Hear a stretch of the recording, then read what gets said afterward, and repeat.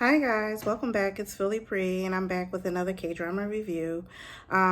This week I'm going to be reviewing a K-drama that I finished probably about a little over 24 hours ago, called Psychopath Diary. You can find it on Viki. It was 16 episodes.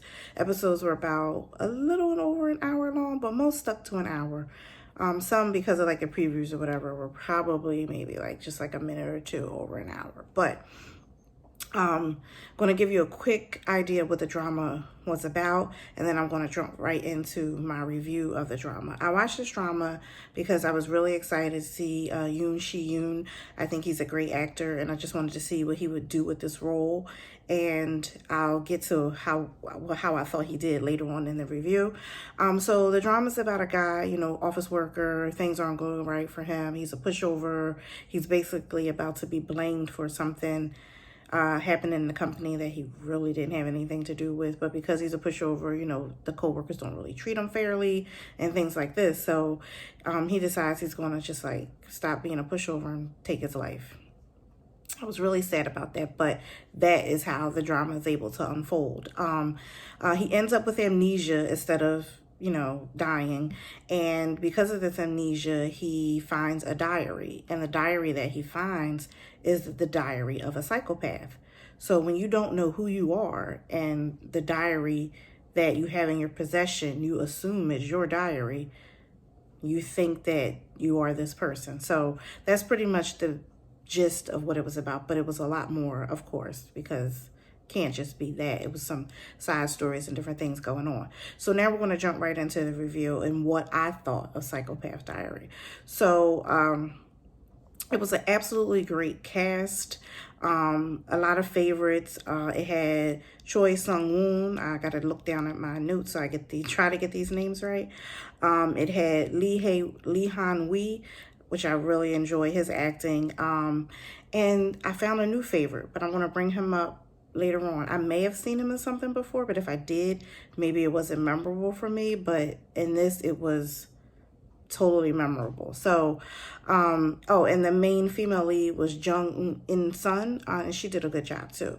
So basically, he thinks he has this amnesia. He thinks, he's a psychopath. So when he goes back to work, he only knows what's in his diary, and which part of this information in the diary about like the family dynamic matches his family dynamic.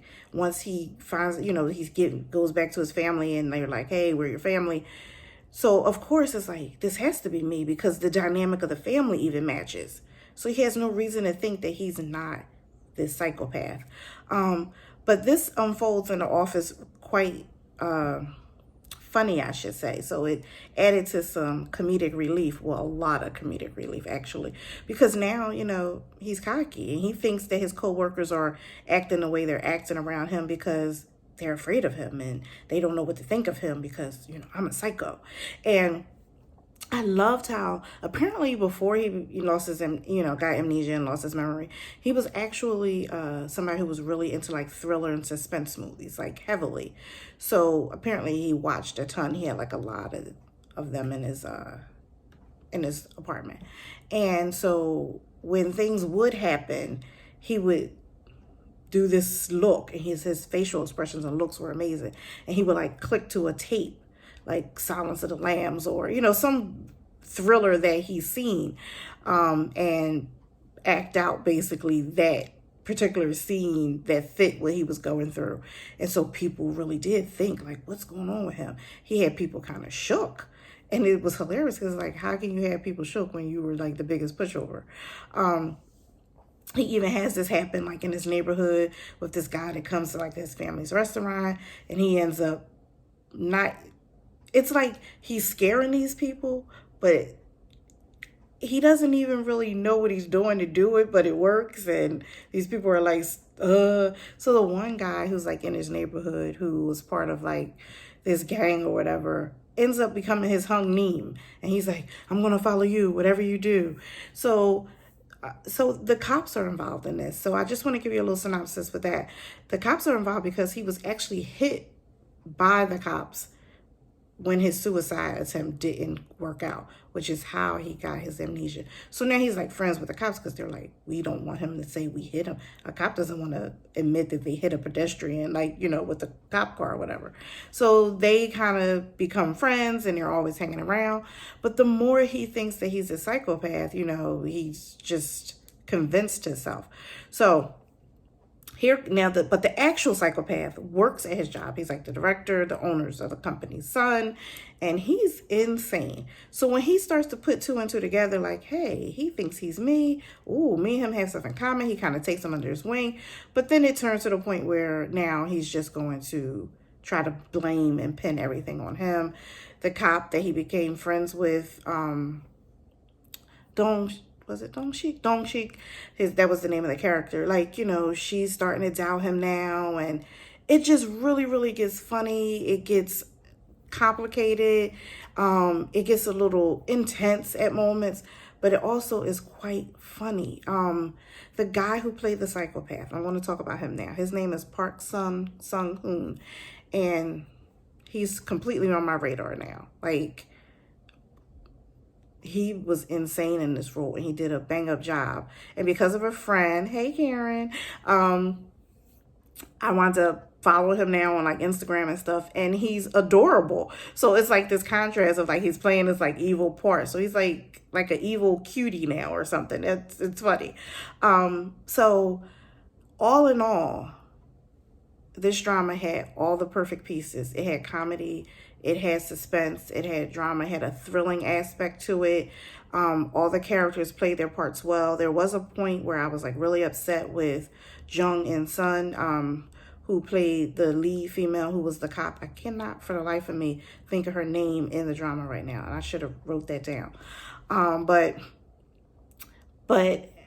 as somebody helped me to see, again, my friend, it's part of the character, you know, build, and, you know, it's how she's evolving as a character, where she was like doubting him, and I'm like, don't doubt him, you know him better, he's not a psychopath.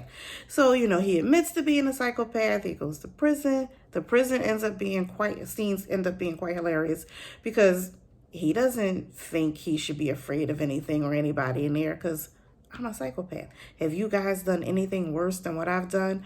You know, it just, but there were so many clues where he should have realized like it wasn't him, because the actual diary that he read was written backwards.